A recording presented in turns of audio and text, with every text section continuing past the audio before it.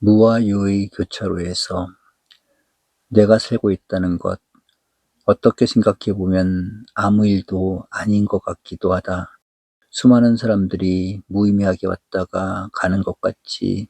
나도 얼마의 시간을 주어진 환경 속에서 살다가 죽으면 그뿐이 아닌가. 그것을 넓은 의미에서 본다면 공중의 한 마리 새가 있다가 없어지는 것과 마찬가지일 것이다. 물 웅덩이 속에 작은 벌레 한 마리가 나타났다가 사라지는 것과 같은 것이 아닐까. 우리는 하루살이의 짧은 운명을 애석하게 여기는 때가 있다.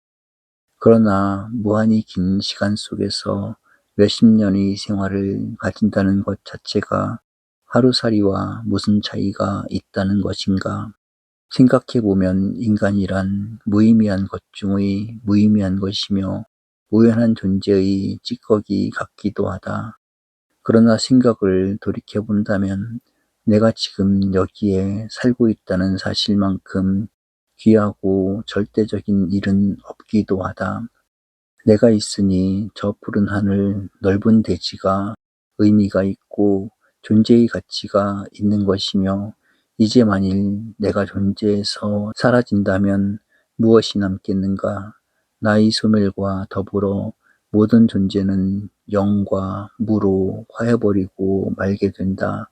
얼핏 생각해보면 내가 없어지더라도 푸른 산, 아름다운 꽃들은 그대로 남아있을 것이며 조국과 인류는 여전히 머물 것이 아니냐고 생각되기도 한다.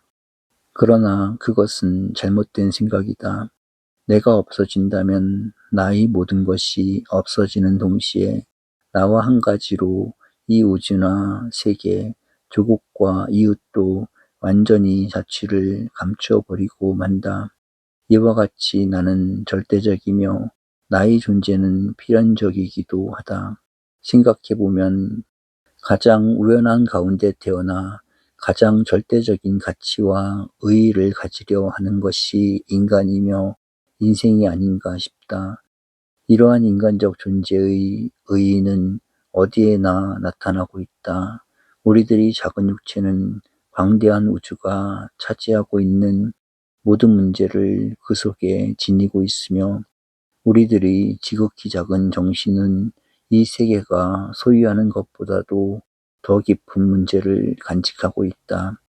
파스칼이 우주는 나를 생각할 수가 없어도 나는 우주를 생각할 수가 있기 때문에 나는 우주보다도 귀하다는 것이 바로 그 뜻이다. 이제 이러한 인간적 존재의 특수성을 찾아본다면 어떤 점들이 예지되어야 좋을까?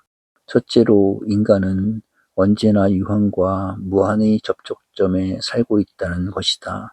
보다 솔직히 고백한다면 인간은 언제나 유한의 울타리 속에 살면서 항상 무한을 기대하는 데에 그 존재의 모습이 있는 것이다. 유한으로 끝난다면 인간은 그 유한 속에서 자족과 행복을 발견할 것이다.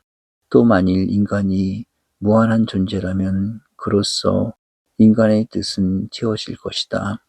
그런데 인간은 그 어느 것도 아니다. 유한에 머물면서 무한을 얻고 소유하려 하는데 모든 고통과 불행, 그러면서도 향상과 가치가 인정되는 것이다. 내 육체는 누가 무엇이라 말하든지 유한한 것이다. 다섯자 되는 신체, 몇 관을 헤아릴 수 있는 작은 존재물에 지나지 못한다. 이 육체가 병들고 활동을 다하지 못하게 되면 그것으로 우리들의 생명적 존재는 끝나버리고 만다. 어느 흙 속에서 생을 얻어 나왔다가 그 대지의 어떤 부분으로 사라져버리고 말면 그것으로 우리들의 존재는 끝을 구한다. 그러나 이상스럽게도 우리는 내 육체가 그로부터 온 어떤 전체가 있는 것 같이 이 육체가 돌아가는 어떤 영구한 무한의 존재가 있다는 것을 잘 알고 있다. 우주는 영원히 넓고 크게 우리들을 그 품에 안아주고 있으며 푸른 산, 넓은 바다는 항상 무한의 존재성을 보여주고 있다. 오직 우리들만이 다섯자 전후되는 내 작은 육체를 보존해 보려고 가진 노력과 수고를 다하다가 그 뜻을 이루지 못한 채 어디론가 소멸되어 버리는 것이 아닌가. 그러므로 유한으로서의 자아가 우리를 둘러싸고 있는 무한에 접하게 되면 스스로를 무와 영으로 돌리고 싶을 정도로 비참과 공허를 느끼게 된다.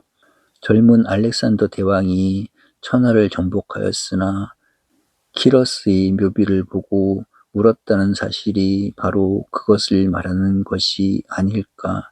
여기 페르시아의 건설자 키러스 잠들다 지나가는 나그네들은 그에게 다섯자 되는 땅 주는 것을 아끼지 말지어다 라는 글이었다 한다.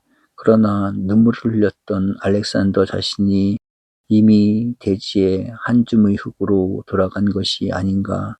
유한 속에 살면서 무한을 한없이 그리워하다가 그 유한마저도 차지하지 못하면서 없어지는 것, 그것이 인간이라면 인간은 너무나 서글픈 존재가 아닐까.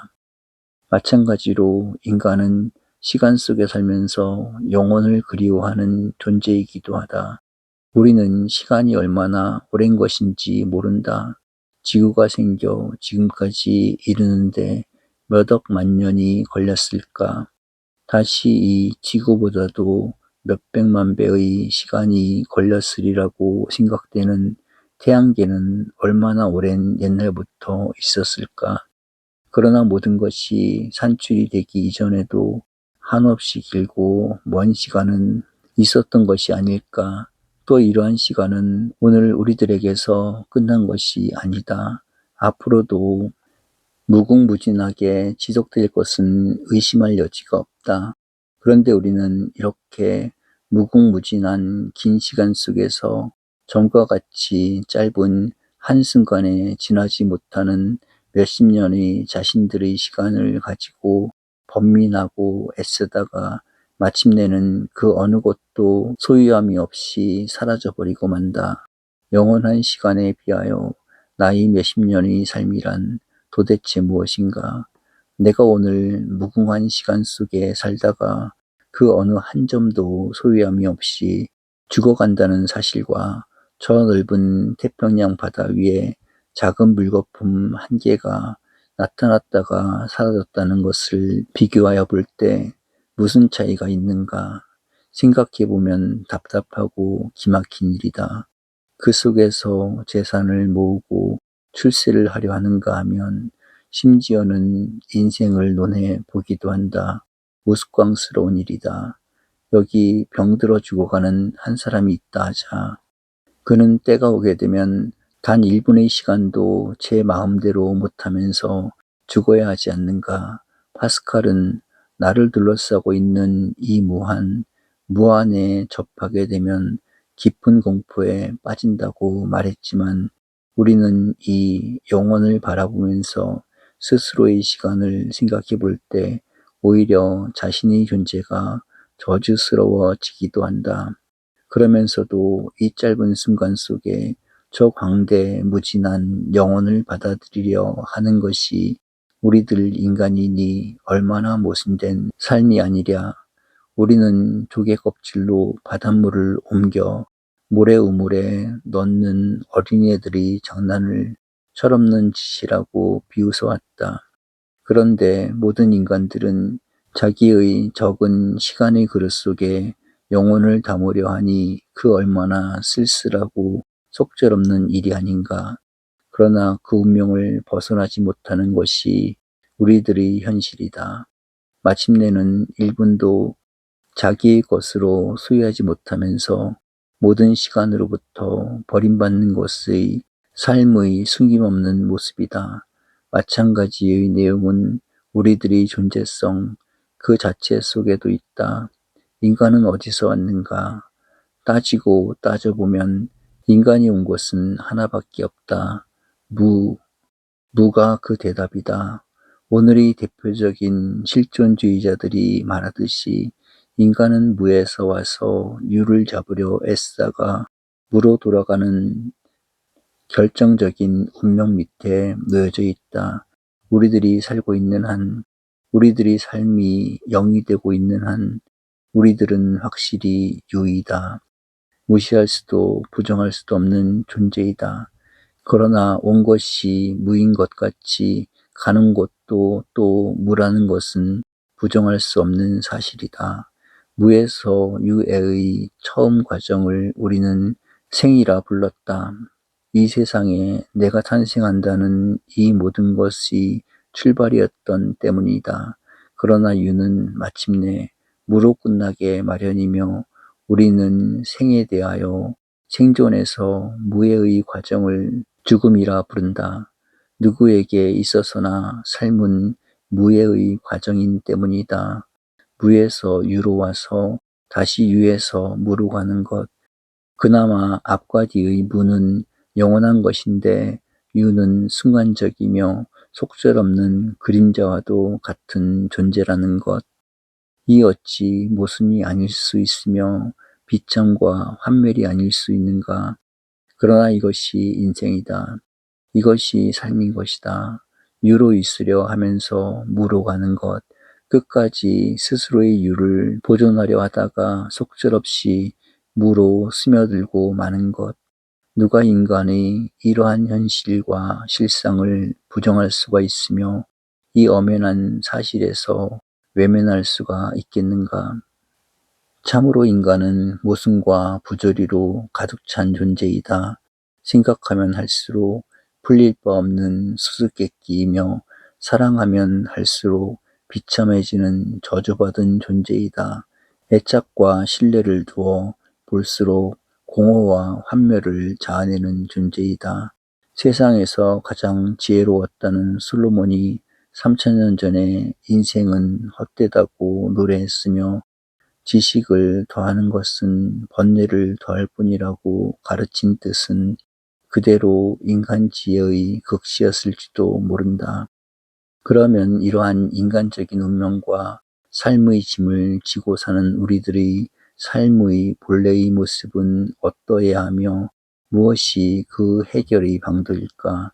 물론 우리는 누구라도 해결 지을 수 있는 그 어떤 해답을 내릴 수는 없다.